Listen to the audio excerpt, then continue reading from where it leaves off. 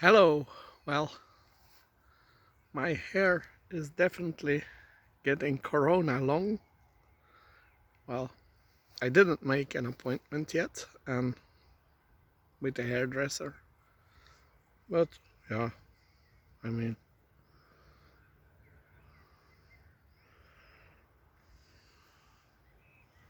it's long, but it's not ugly. So who cares? Well, I always had to go to the hairdresser. Um, and well, I didn't care much how I looked. So, but well, recently I found out uh, I'm one. Well, I found out Donald Trump is 1 meter 90 tall and his weight is 110 kilograms. Well, I'm exactly the same, 190 centimeters tall and 110 kilograms. Normally was a bit lower, especially in the beginning of the year. I think it was around 105, 6 or something, but then with the corona, uh, I changed my diet. Uh, yeah, I do everything my family likes to eat, and well, so it was 2 times a week fresh, then 2 times vegetarian, uh, and 1 time a week always the lasagna. And so, but now my father, he really wants to go to south of France, and well, my sister, she was there in March, and it was very difficult for her there. She panicked with two elderly people in a lockdown as a psychiatric patient is no good. So, but now my mother, well, she was walking on the street from a chocolate shop to a bank, and she fell over some stones somewhere on the street, which were built there too high. And with her both her hands, she break her fall. So she's fine, except she has two hands swollen. One is already better, but so she didn't want to do the trip in 3 days with my father and all these hotels, and so yeah, I might have to go with her. We will see. Anyway, I can't go right now. My car. Somebody drove against it while I was standing where I should be standing. Somebody, yeah, who really didn't know how to drive in front of his own house to park a car on because they had 7 cars in the entrance of the house, and the whole family was there. And so they drove out and stopped, and well, they drove backwards and against my bumper. And the Mercedes bumper is yeah, needs repairs, and well, so tomorrow is the expertise, and yeah, I have to wait. So, but yeah, for except for that, well, maybe I didn't. Yeah, it's well, we will see. So I don't know. I still invite electricians and everybody to come. Um,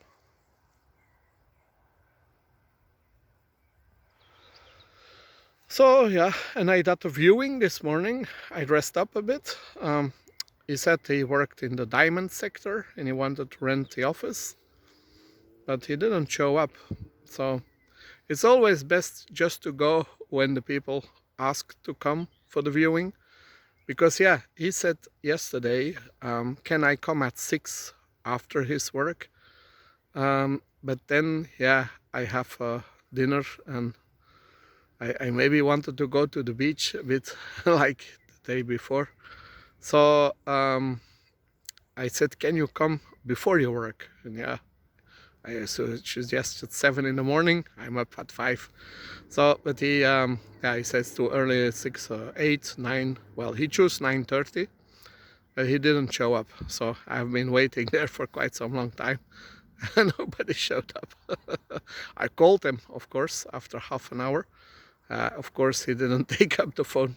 Like usually, those guys who don't excuse they are late, they can call me, but that didn't happen too. So yeah, it's strange why people do this, but yeah. And so in France, well, we are selling the house there, so viewings are possible. And yeah, we will see. We don't know when. It's not urgent, so we will see. Probably this summer we still go there. And my brother is coming there with his wife and children in July 9th and for 10 days or something. So they drive in 2 days. And so yeah, and then yeah, maybe in August I will go there too. September, my father, he will stay till almost the end of September or something.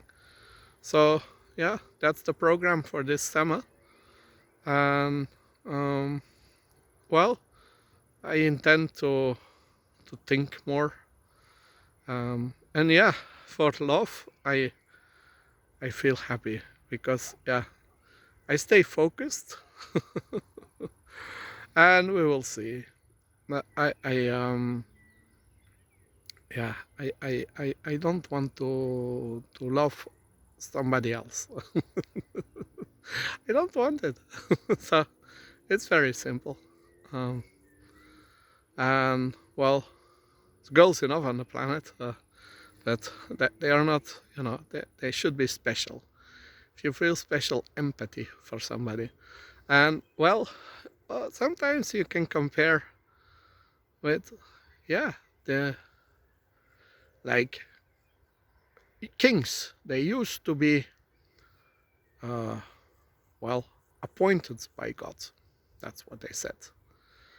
Because yeah, they have our lives should be oriented towards the good, and the good comes from the world of ideas. And a king and a pope will lead you to the good way. But then, suddenly, in 1581, a family of the actual Dutch king, they are called of Orange, Dutch, for the first time on the planet, well, I'm not sure about that, he said, well, the citizens of a kingdom, they are not in the kingdom to serve the king. Well, that would be logical if the kingdom was there, and that, of course, the subjects served the king and the pope what they want, because what they want is good. So, but he said, no. The king is there because he serves the citizens. He takes care for them, and only because they want him to do that. If they don't want him to do that, he shouldn't do it. So, beautiful. And, well, we always say, yeah, separation of power is coming from France in 1748. I think Montesquieu wrote his book, L'Esprit des Lois, the spirit of the legislation. Well, and well, there is of course the idea that if Parliament votes a law, the law is the will of the majority. Well, and then the king must execute it, so he serves the Parliament. And the judicial power, well, they can do the trials if something goes wrong. So, but in fact, much earlier, not 1748, but 1581, the declaration by Willem of Orange, Nassau, Dutch king, first Dutch king, he made it possible that a king serves his subjects and not the other way around. And so, and that he's only doing so because they want him to do so. So of course we vote in parliamentaries and they vote the laws which is our will, the will of the people. So that's and the thing is here the region around Amsterdam and Utrecht, it was owned by the Pope, the Bishop of Utrecht, and so there was the Spanish king had the rest of the territory, and he got even more territory from the Pope as a gift. It was Philip from Spain, and his intention was to establish more bishops, and they should be of education with theological studies. Only those people would be qualified to become a bishop. So local nobles, they would have no chance. And he also wanted to have more functionaries and a total unification of all privileges and laws. So all those Dutch and Flemish cities, Brabant, Flanders, all of them should be one territory governed from Brussels. Yeah, like like today. So they should be governed from Brussels, and unification and abolishment of all privileges of the cities, all kind of things. And of course the locals didn't agree with the Spanish king, and this was his rich territory. Yeah, so he didn't want to lose it, but he lost it. And he lost it to that idea of that Dutchman, Willem of Orange, who said, well, a king is not there to be served by his subjects, but he is there to serve his subjects himself. And he only can do so if the people want him to do it. So if they don't want him to do it, he should go. Of course, that was a very popular statement here in Flanders and in Holland. And he became the king. And well, Holland had his golden age with trade and shipping and going to Indonesia. And yeah, that's the Dutch history. And so, well, the Spanish, they lost their Dutch possessions. And yeah, it was bye-bye kingdom, because then already in 1700s, the Spanish king, the son of Philip, he had no more children, so it was the end of the line. And the succession could go to the Habsburgs in Vienna, his family, or could go to the grandson of Louis XIV of France. That was also family. And Cardinal Portocarrero, my grandmother happens to have the same name, he decided that the will should be, with approval of the Pope, that the Kingdom of Spain, except of course Flanders, goes to the grandson of Louis XIV, but on the condition that the Kingdom of France and the Kingdom of Spain could never be unified under one king.